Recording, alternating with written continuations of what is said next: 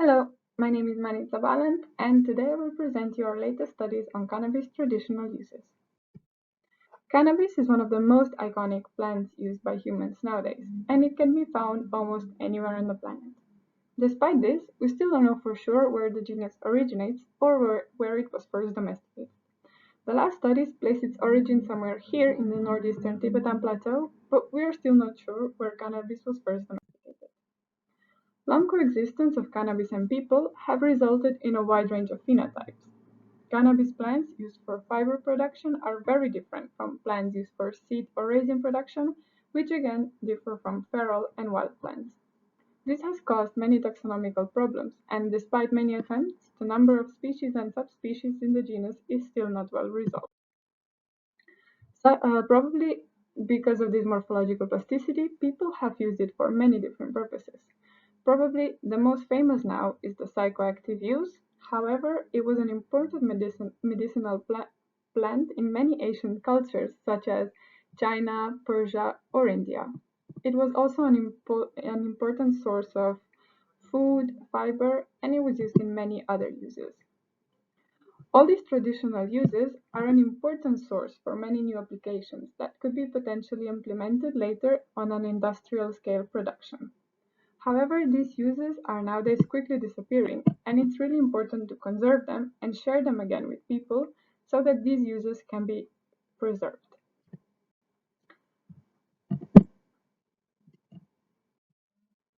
In our project called Weekend, where we are searching for the origin of cannabis, an important part is also dedicated to the ethnobotanical research. As a part of this project, we have constructed a database on traditional uses of cannabis that is called CANNUSE, and today I would like to present it to you. The database is openly accessible at this website, and this is how the interface looks like. You can search by different categories like medicinal, alimentary, fiber, psychoactive, or other uses. We have also created a category for toxic reports, and where here all the vernacular names are gathered. So you can search the database by different ways. You can either type in the term you are interested in and below you find the result, or you can simply select different filters like animal or human use, system categories, or you can search by different plant parts that you're interested in. Here you also have abbreviations and explanation section, and below you find the results. So you can find here taxon, vernacular name, country and region of origin of the use, destination, plant part, the use, and here the different information about preparation and administration.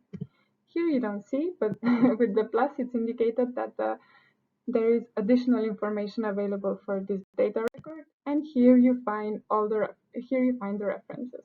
Clicking on the references, you are redirected to the publications website, to the publication section where you find detailed information. This PDF sign redirects you to the original paper. We have the About section where all information about the database construction can be found. So currently the database contains over 2,300 data records that was gathered from over 600 publications.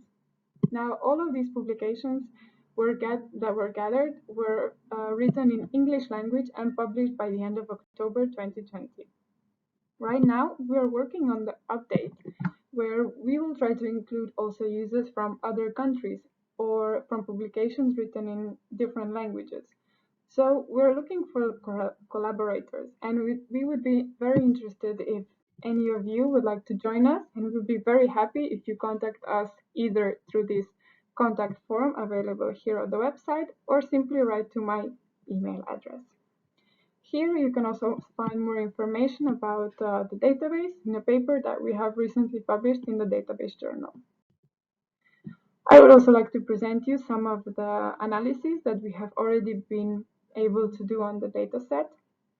As you can see here, most of the data entries belong to medicinal use. Only second is psychoactive and alimentary use. The most used plant part is surprisingly leaf, only after are seed and inflorescence, and others are represented in smaller percentages. We also wanted to know if part of the plant is connected, so the use and the part of the plant are connected, or they are equally used for different uses. So we have found that they are connected. Some of them were quite logical. Let's say psychoactive use. For psychoactive uses, inflorescence is more commonly used, or alimentary use is connected with seed use, or fiber use with stem, fiber, and bark. However, the last one surprised us a little bit because medicinal use is more connected with leaf and not with its inflorescence use, as we expected a little bit. So because we have gathered so many references on medicinal use, particularly human medicinal use, we have decided to focus on these uses a little bit more. As you can see, we analyzed over 1,000 data entries, we gathered 210 different ailments, and we categorized them in 16 body system categories. These are the three most commonly treated body systems, and the most commonly used plant part was leaf again, after seeds and inflorescences. Most commonly, it was used for analgesic use, sedative use, antidiarrheal use, and for treatment of wounds and hemorrhoids. Because many studies already found that different parts of cannabis contain different secondary metabolites, or at least different quantities of them, we assumed that they would also be more or less effective for the treatment of different illnesses. And we wondered if all plant parts are equally used for treatment of different body systems in traditional medicine. Is this evident from our data, or they're all equally used? So we did the analysis and we found that there is some connection.